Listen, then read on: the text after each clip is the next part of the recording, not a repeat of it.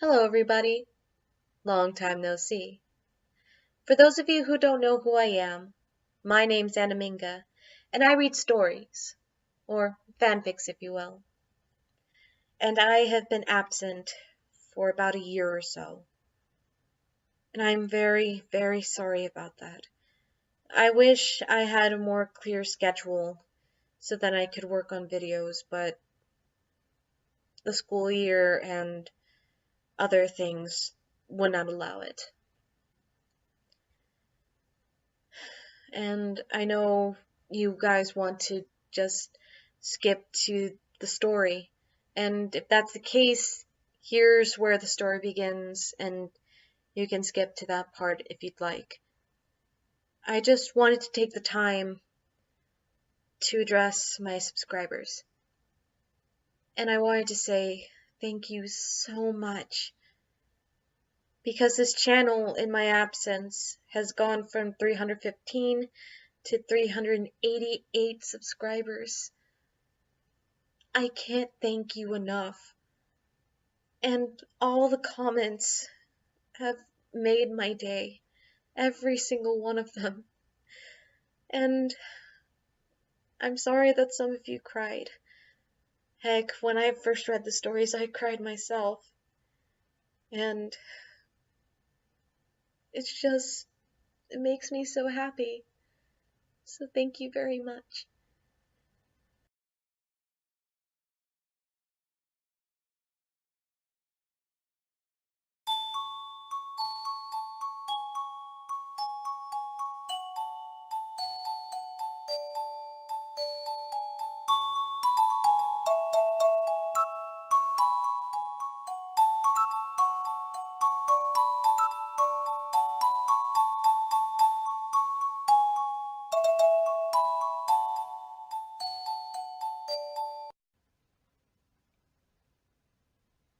I ran across the crosswalk, throwing my hood over my head to avoid being attacked by the rain.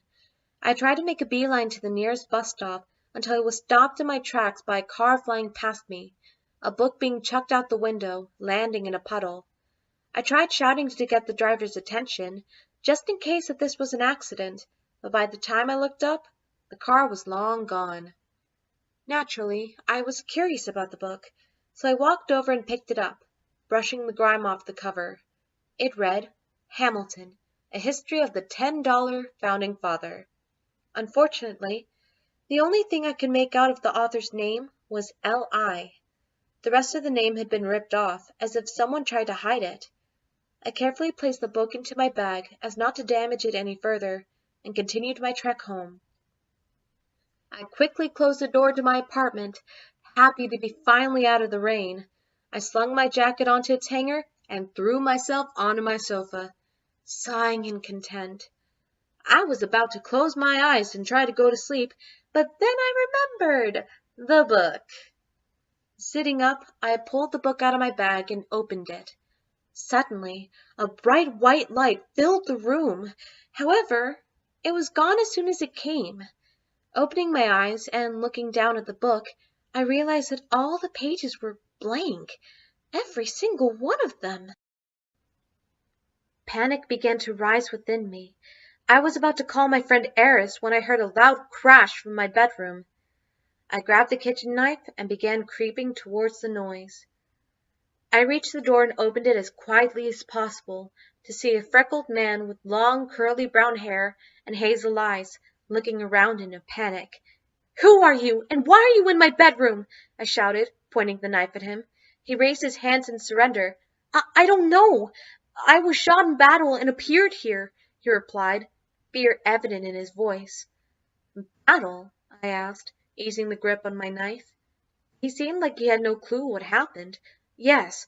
Wait, what year is this?" he asked, studying the room. 2017. Sir, are you sure you're okay?" I put the knife completely down. 2017? That is impossible. It was just 1782, he said, growing pale. "I think you should sit down." I was cut off by his eyes rolling back into his head and him passing out. "Oh, sheet metal!" I shouted. Doing my best to catch him, I threw his arm over my shoulder and dragged him to my bed. After flinging him onto the mattress, I ran my fingers through my hair. What was happening? A man claiming that he was from 1782 just magically teleported into my bedroom and collapsed. Wait, wasn't that Hamilton guy alive in the 1700s? This couldn't be because of that dumb book. Could it?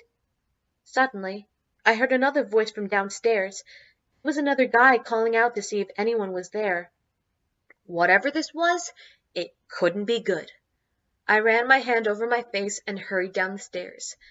Once I saw who it was, I couldn't believe my eyes. It was George Washington. Yeah, this was definitely from the book. Sir? I asked nervously, stepping into my kitchen. If I may take an educated guess, you were George Washington and you just died, yes? I questioned, avoiding eye contact. He turned around and looked at me. He looked calm enough.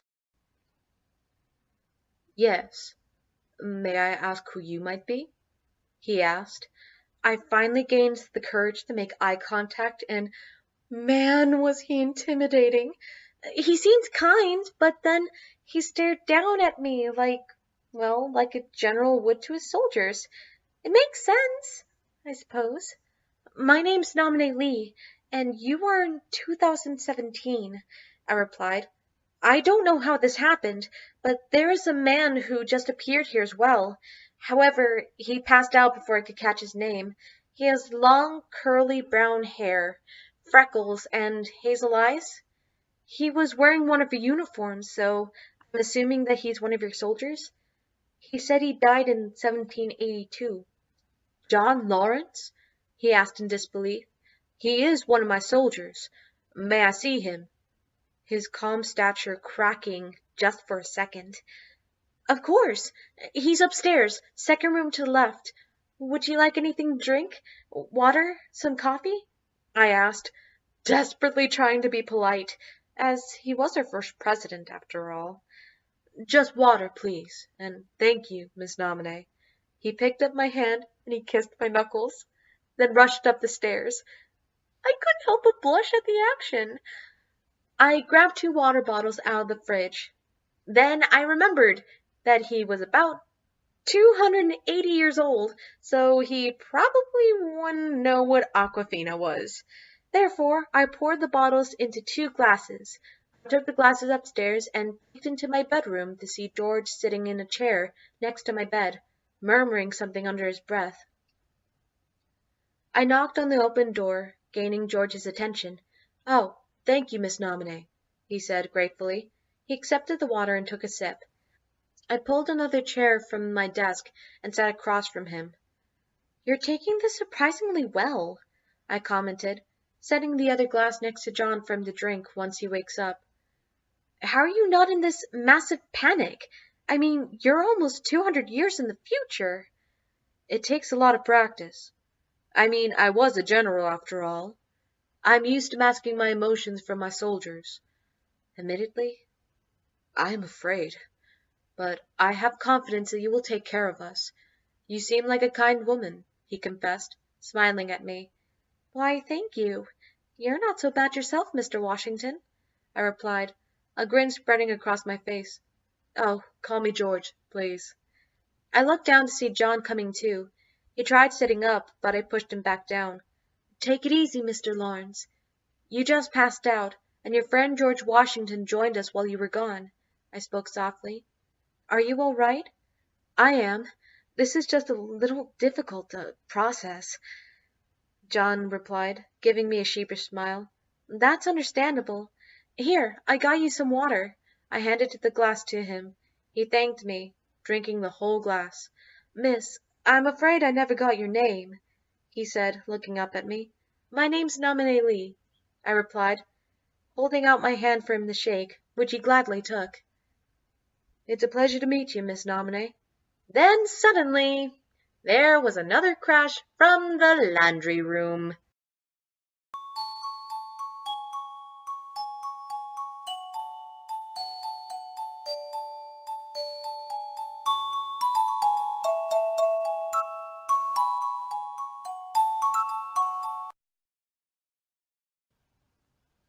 I quickly closed the door to my apartment, happy to be finally out of the rain.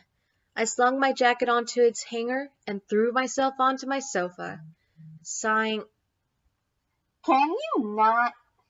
Like, can you just not?" Remember, take your phone off of vibrate, otherwise this happens. Okay. I finally gained the courage to make eye contact, and man, was he intimidating. He seemed kind, but then he stared down at me like a general would two soldiers. It makes sense, I suppose. "My name is Namine Lee, and you are in 2017, I replied. "I don't know how this happened, but there's a man here who just appeared as